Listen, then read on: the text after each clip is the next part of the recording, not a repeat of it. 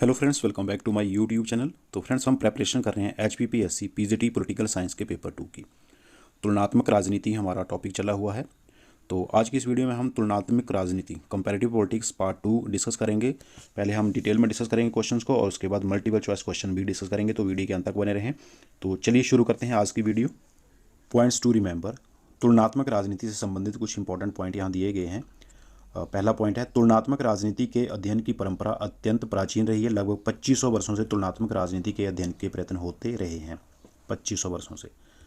Next point, प्राचीन यूनानी राजनीतिक विचारक अरस्तु ने लगभग 150 देशों के संविधानों का तुलनात्मक अध्ययन किया था, इसलिए उन्हें तुलनात्मक शासन का जनक कहा जाता है, फादर ऑफ कंपैरेटिव गवर्नमेंट।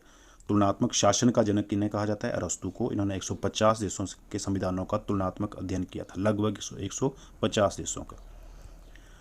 आगे है, द्वितीय विश्व युद्ध के बाद तुलनात्मक राजनीति के अध्ययन के उपागमों को दो भागों में विभाजित किया जाता है। वो दो भाग कौन कौन से हैं? पहला है परंपरागत उपागम और दूसरा है आधुनिक उपागम। इसमें विभाजित किया जाता है तुलनात्मक राजनीति के अध्ययन को। तो इसमें तुलनात्मक राजनीति के अध्ययन के परंपरागत उपागमों के द्वारा परंपरागत तुलनात्मक राजनीति का अध्ययन किया जाता है।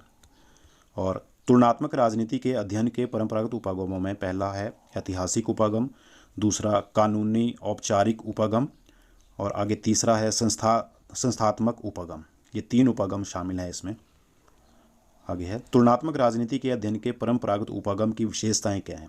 पहले देखिए, गैर तुलनात्मक दृष्टिकोण, वर्णनात्मक क्षेत्र की संकीर्णता, गतिहीनता, आदर्शात्मक अध्ययन, सुधारवादी उत्साह तथा प्रधानतः प्रबंधकीय।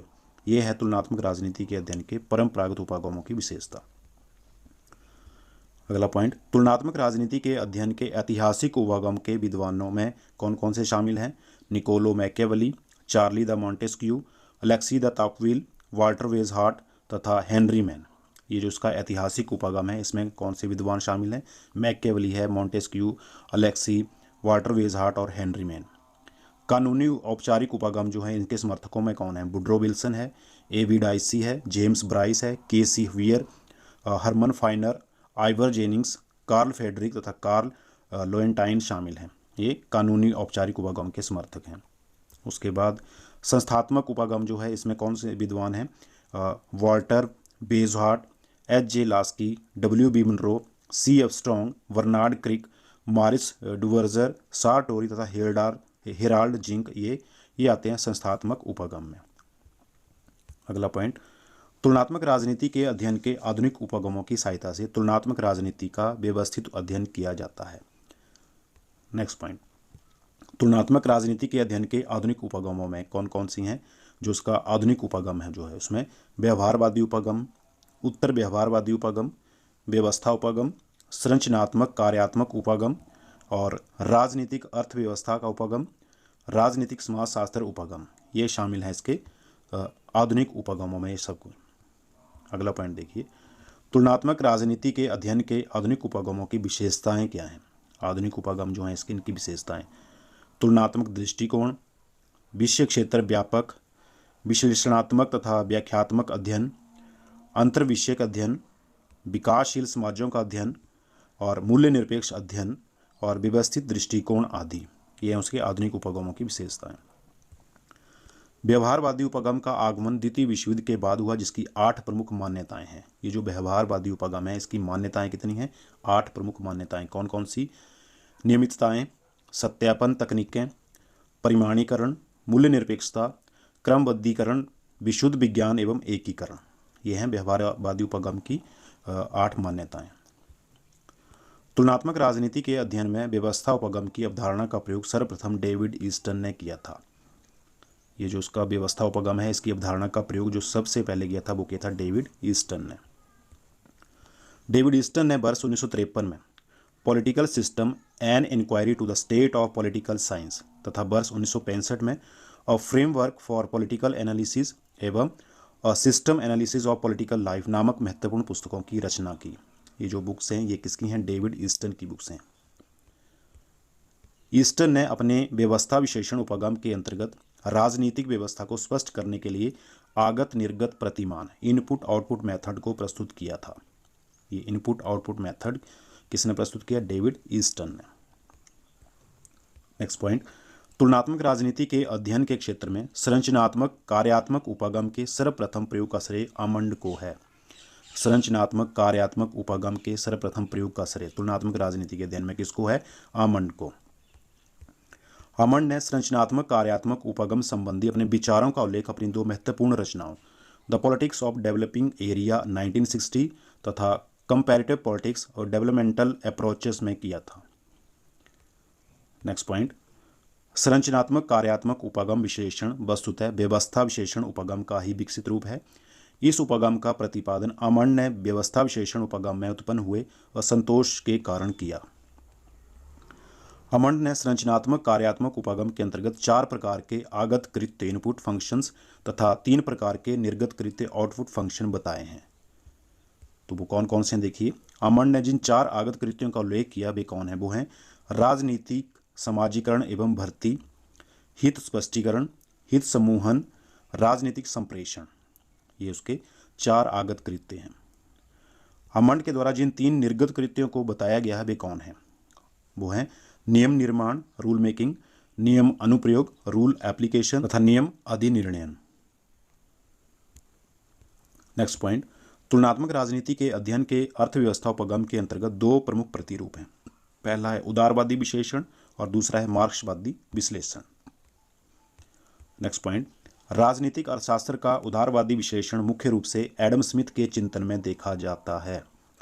राजनीतिक अर्थशास्त्र का उदारवादी विश्लेषण ये किसके मुख्य रूप से? एडम स्मिथ के चिंतन में। किसके चिंतन में? एडम स्मिथ के चिंतन में। एडम स्मिथ की प्रमुख रचना inquiry into the nature and causes of the wealth of nation 1776 है। इनकी प्रमुख रचना है ये। नेक्स्ट पॉइंट, राजनीतिक अर्थव्यवस्था का मार्क्सवादी विश्लेषण कार्ल मार्क्स, फ्रेडरिक एंजेल्स तथा अन्य मार्क्सवादियों द्वारा किया गया है।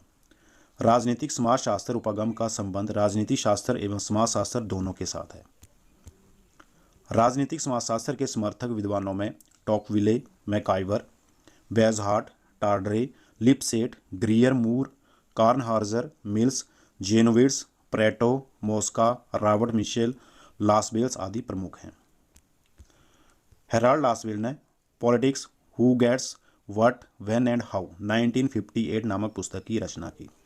Politics who gets what when and how 1958।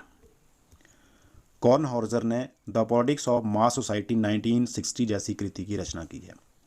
National character and modern political system Alex Inkeles ने लिखी है।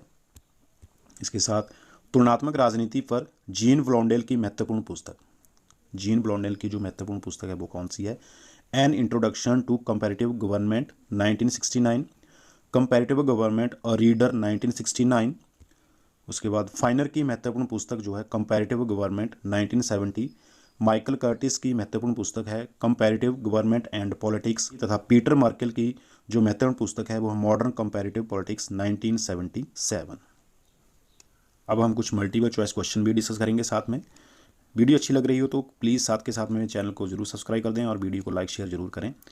तो फर्स्ट क्वेश्चन यहाँ पर देखिए पूछा गया है, निम्नलिखित में से कौन सा उपगम द्वितीय विश्व युद्ध के पूर्व का माना जाता है?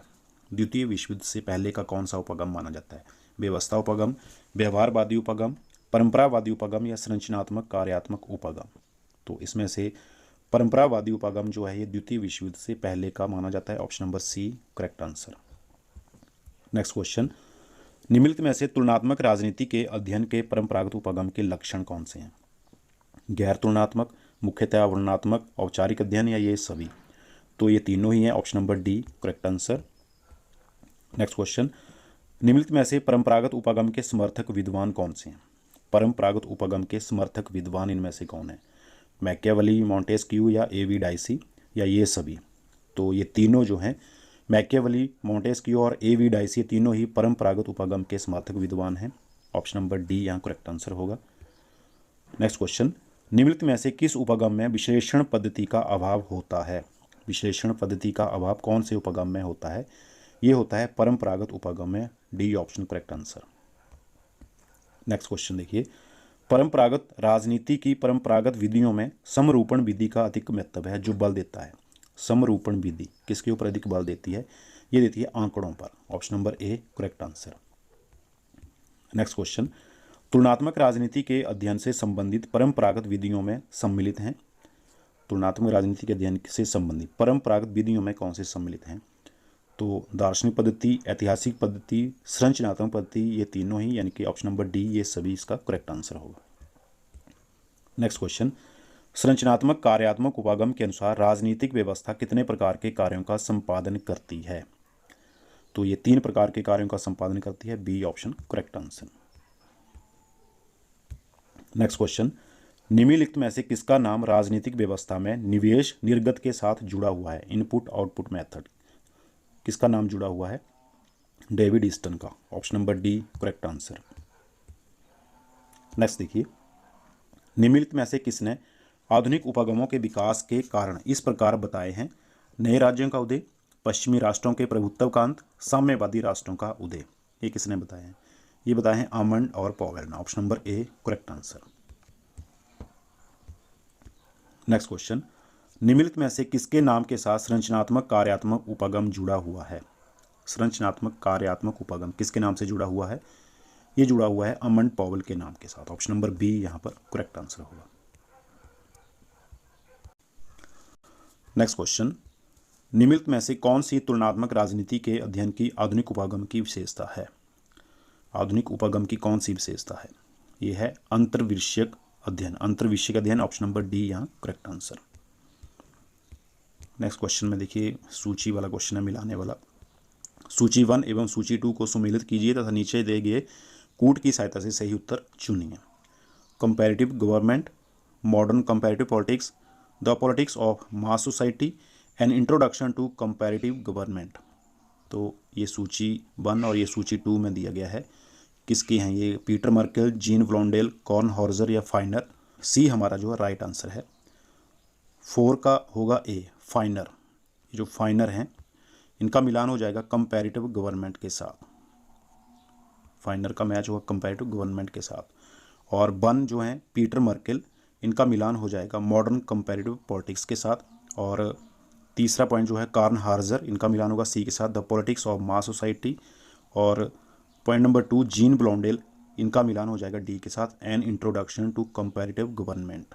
इस प्रकार से ऑप्शन नंबर सी जो है इसका सही आंसर होगा। नेक्स्ट क्वेश्चन, निम्नलिखित पुस्तकों को उनके प्रकाशन वर्ष के साथ सुमेलित कीजिए। ये भी मिलान वाला क्वेश्चन है। यहाँ पर कुछ बुक्स दी गई हैं और उनके प्रकाशन वर्ष दिए गए हैं।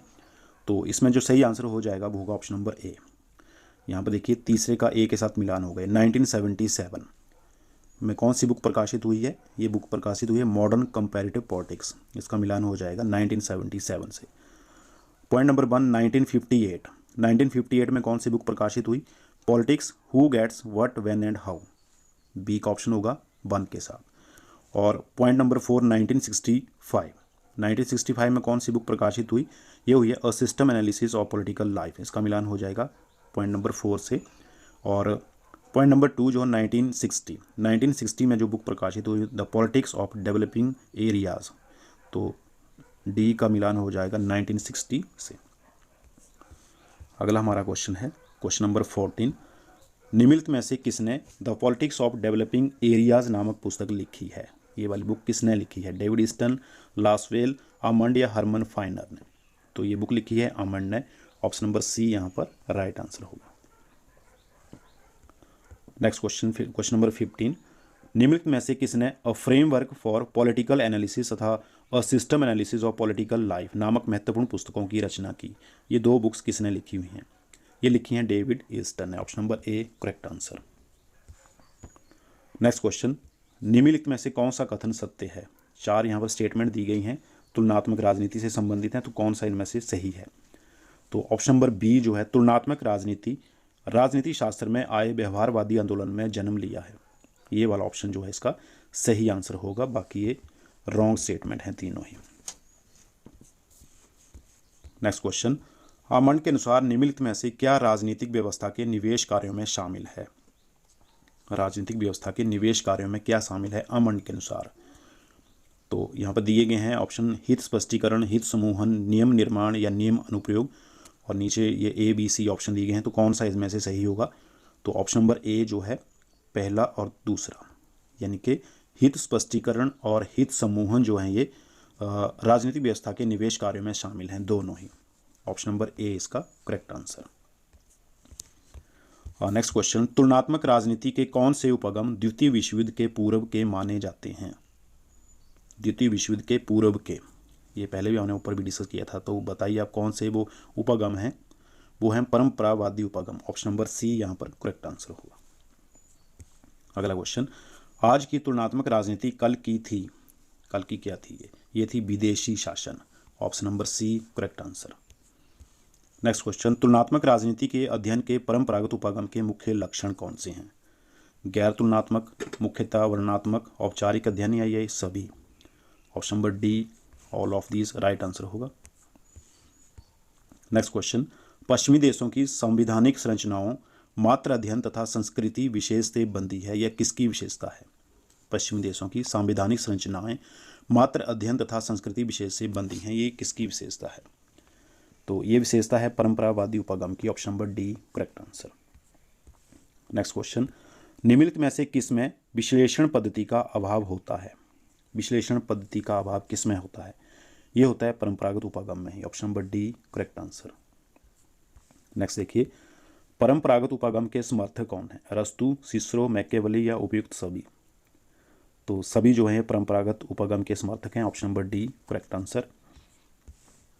नेक्स्ट क्वेश्चन, किस विचारक ने शासकों की संख्या तथा राज्यों के उद्देश्यों को अपने वर्गीकरण का आधार बनाया? अरस्तु, सिसरो, मैकियावेली या उपयुक्त सभी ने? तो अरस्तु इसका राइट आंसर होगा। Option number A. Next question, सामाजिक गतिशीलता और विकासवादी सिद्धांतों पर बल दिया जाता है, किसके द्वारा दिया जाता है? ये बल दिया जाता है इतिहासवादियों के द्वारा। ऑप्शन नंबर डी इतिहासवादियों के द्वारा राइट आंसर। नेक्स्ट देखिए, द गवर्नमेंट ऑफ यूरोप किसकी रचना है? द गवर्नमेंट ऑफ यूरोप ये किसकी रचना है? ये है मुनरो की। Option number A correct answer. American presidency किसकी रचना है? अमेरिकन प्रेसिडेंसी ये है लास्की की। Option number D correct answer. आगे देखिए, इतिहास, नीति शास्त्र, दर्शन और विधि तक अपने को सीमित रखने वाला उपगम क्या कहलाता है? इतिहास, नीति शास्त्र, दर्शन और विधि तक अपने को सीमित रखने वाला उपगम क्या कहलाता है? ये कहलाता है परंपरागत उपगम। Option number B correct answer. तुलनात्मक राजनीति के अध्ययन से संबंधित प्रमुख परंपरागत विधियों के नाम कौन से हैं? दार्शनिक पद्धति है, ऐतिहासिक पद्धति, स्वरूपण पद्धति या उपयुक्त सभी? तो सभी जो हैं ये परंपरागत विधियों के नाम हैं, तो ऑप्शन नंबर डी यहाँ पर राइट आंसर होगा। नेक्स्ट क्वेश्चन, तुलनात्मक राजनीति की परंपरागत विधियों में स्वरूपण विधि का काफ़ी महत्व है, जो जोर देता है। इसकी जो स्वरूपण विधि है ये किसके ऊपर जोर देती है? ये जोर देती है आंकड़ों पर। Option number C correct answer. Next question, निम्नलिखित में से कौन विकासशील देशों की राजनीति के अध्ययन पर जोर देता है? विकासशील देशों की राजनीति के अध्ययन पर कौन जोर देता है? क्षेत्रीय उपगम देता है। Option number C correct answer. निम्नलिखित में से कौन से विद्वान ने the politics of developing area की रचना की है? तो इस बुक की रचना की है आमंड और कोलमैन ने। Option number C correct answer. Next question, निम्नलिखित में से किस उपगम को राजनीतिक विज्ञान में व्यवस्था उपगम के एक प्रतिमान के रूप में प्रतिपादित किया गया है? कौन सा उपगम है? वो उपगम है संरचनात्मक कार्यात्मक उपगम। Option number B correct answer. आगे नेक्स्ट क्वेश्चन, निम्नलिखित पुस्तकों में से किसकी रचना आमंड और कोलमैन के द्वारा हुई है?